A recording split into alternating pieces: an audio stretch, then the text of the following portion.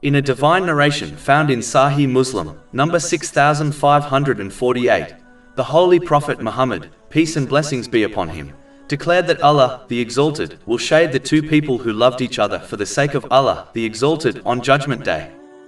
Allah, the Exalted, will grant shade to these two people on a day when the sun will be brought within 2 miles of the creation. This has been advised in a narration found in Jami' at-Tirmidhi, number 2421. If people struggle to cope with the heat of the sun during summer, can one imagine the intensity of the heat on Judgment Day? Loving for the sake of Allah, the Exalted, leads to such a reward, as this emotion is extremely difficult to control. And whoever is blessed with controlling it will find fulfilling the duties of Islam straightforward. These duties involve fulfilling the commands of Allah, the Exalted, refraining from his prohibitions, and facing destiny with patience according to the traditions of the Holy Prophet Muhammad, peace and blessings be upon him. This will ensure one uses the blessings they have been granted correctly, meaning in ways pleasing to Allah, the Exalted. It is because of this reason, loving for the sake of Allah, the Exalted, has been declared an aspect of perfecting one's faith in a narration found in Sunan Abu Dawud, number 4681. Loving others for the sake of Allah, the Exalted, includes desiring what is best for others in both worldly and religious matters. This must be practically shown through one's actions, meaning supporting others financially, emotionally and physically, according to one's means.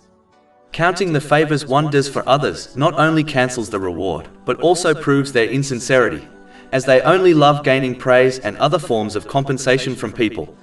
Chapter 2 Al-Baqarah, verse 264. O you who have believed, do not invalidate your charities with reminders of it or injury.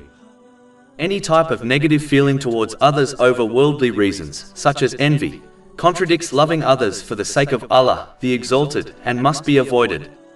This is achieved when one removes the negative characteristics they possess and replaces them with good characteristics, by learning and acting on the Holy Quran and the traditions of the Holy Prophet Muhammad, peace and blessings be upon him.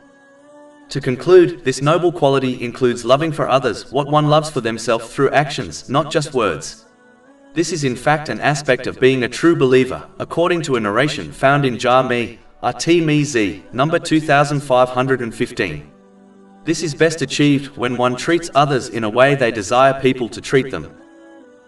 Over 400 free ebooks, audiobooks, infographics, podcasts and blogs available on our website, www.shaykhpod.com.